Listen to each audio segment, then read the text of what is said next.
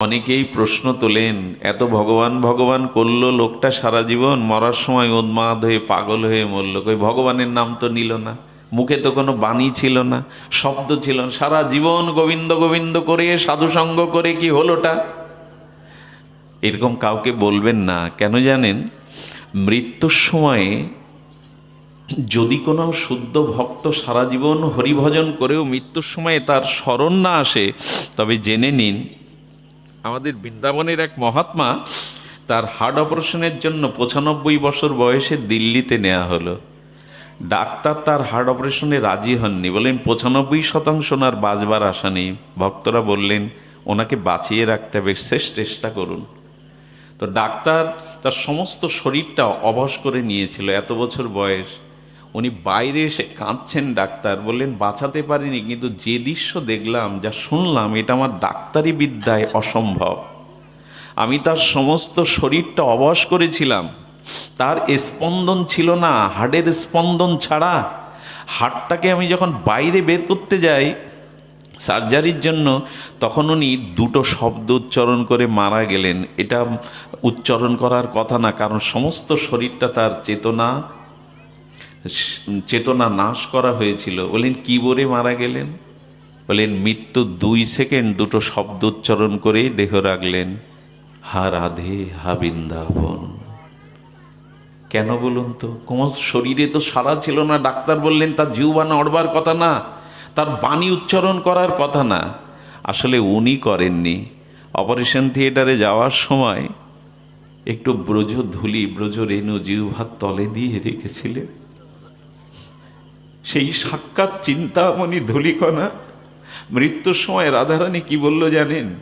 সারা জীবন আমার ভজন করেছিস, এখন তোর দেহ অবশ হয়ে আছে, এখন ডিউটি তোমার শেষ, এখন আমার ডিউটি শুরু। আমি তোমার জিহ্বায় বসে আমার নাম করিয়ে নেব, এখন আমার শুরু। এই জন্য কোনো ভক্ত যদি মৃত্যুর সময় সে নীরব হয়ে যায়, ভাববেন না সে ভগবান সারা জীবন ডেকে এখন কেন বলতে পারলো না। ও সময় ভগবানেরই দায়িত্ব এসে দাঁড়ায়, ভগবানই হৃদয়ে সে তার নাম করিয়ে নেয়। এত বড় বান্ধব পাবেন, এত বড় শেষের দিনের সাথীকে পাবেন। এই জন্য ভজন করুন। শুনবেন, এ কথা কি বলবার কথা, এ অনুভূতির রাজ্যের কথা।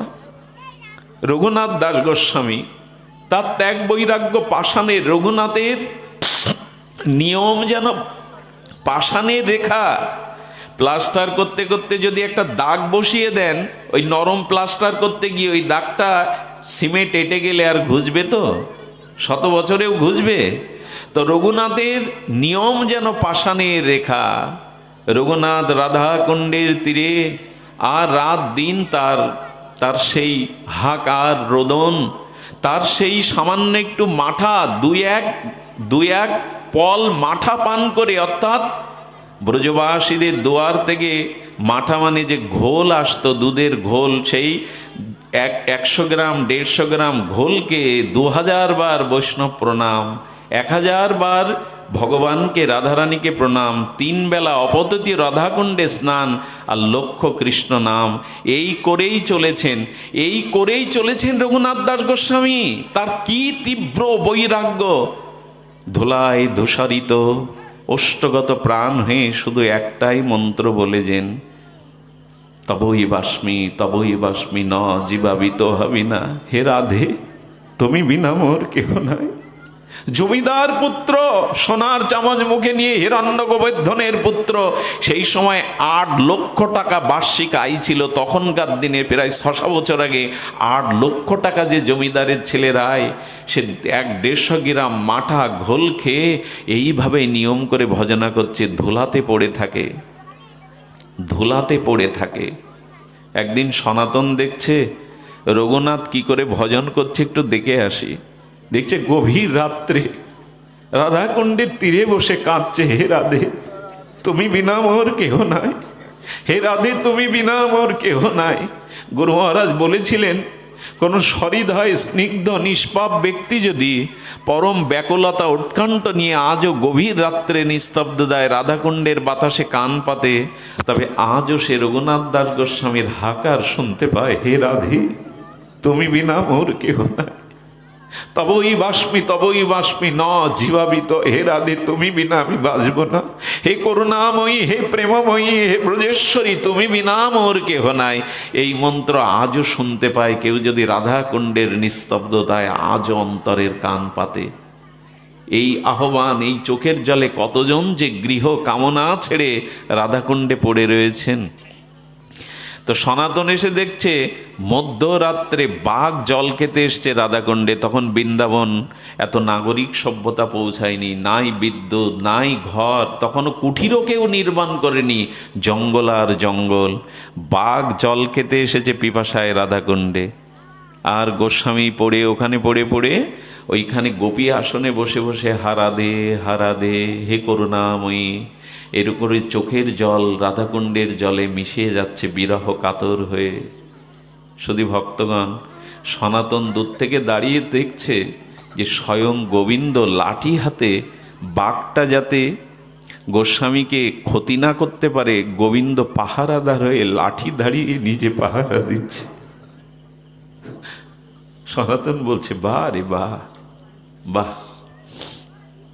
পরের দিন দুপুরবেলা এসছে গোপনে, সনাতন এসে দেখছে কঠোর, তো বৃন্দাবনের তাপ আপনারা জানেন, উত্তর ভারতের কি তাপ, 45-50 ডিগ্রি তাপ হয়, পুড়ে যায়, লু হাওয়া বয়। সেই গরমের দিনে হাতা লম্বা করে মাথা ঢেকে থাকতে হয়, লু হাওয়া ভেতরে গেলেই জ্বর এসে অনেকেই মারা যায়, টিকতে পারে না। বৃন্দাবন তপভূমি, ওখানে পড়ে থাকলেই, ওখানের বাতাস নাক দিয়ে গেলেই প্রেম ভক্তি হয়ে যায়, ওইখানে পড়ে থাকলেই ভজন হয়। ব্রজধামের এরকম মহিমা, ওখানে বাতাস নাসিকা দিয়ে ভেতরে গেলেই আপনার ভজন হয়ে গেল, ওখানে শুয়ে থাকলেও দণ্ডবত হয়। ভজন মহিমা ওখানে ব্যাপ্তি হয়ে চলেছে আকাশে, এমন আকাশ বাতাস ব্রজের, ওখানে গেলেই আক্রান্ত হয়ে যাবেন ওইভাবে। তখন দেখছে কঠোর রৌদ্র তাপে পুড়ছে রঘুনাথ, রাধারানীর বিরহ দশায় কাতর হয়ে হারাদে বলছে, মুখটা পুড়ে যাচ্ছে তপ্ত মধ্যাহ্ন রৌদ্রে। রাধারানী কি করেছে জানেন? কিশোরীমণি এসে রাধারানী নিজের স্নেহের আঁচলটা দিয়ে রঘুনাথের মুখ ঢেকে নিজেই রৌদ্রে দাঁড়িয়ে আছেন। রঘুনাথ দাস গোস্বামীকে ডাকলেন সনাতন গোস্বামী পাদ, বললেন বাইরে উন্মুক্ত জায়গায় বসে বসে কাঁদছো কি লোক দেখাবার জন্য? তুমি কতটা ভালোবাসো রাধারানীকে, লোক দেখানোর জন্য কাঁদছো বাইরে? যাও যাও, আজ থেকে কুঠির করে ঘরের মধ্যে কাঁদবে, লোককে দেখানোর জন্য কাঁদবে না, লোককে দেখাবার জন্য কাঁদবে না। আসরকে শ্রোতাদের মনোরঞ্জনের জন্য চোখের জল নয়, নিভৃতে যদি ভগবানের চরণে কেউ এক ফোঁটা প্রেমাশ্রু দিতে পারে নিভৃতে, কোটি জন্ম তপস্যার থেকে এতে ভগবান বিগলিত হয়ে যান। গোবিন্দ বলেছিলেন, আমি পৃথিবীতে সব সহ্য করতে পারি, আমি সর্বং সহা, মাটি যেমন সব সহ্য করে আমিও করি, কিন্তু ভক্তের প্রেমাশ্রু চোখের জলকে আমি সহ্য করতে পারি না, আমার হৃদয় উতাল পাতাল করে দেয়। আমি ওই একটা জিনিস মেনে সহ্য করতে পারি না, ভক্তের প্রেমাশ্রু।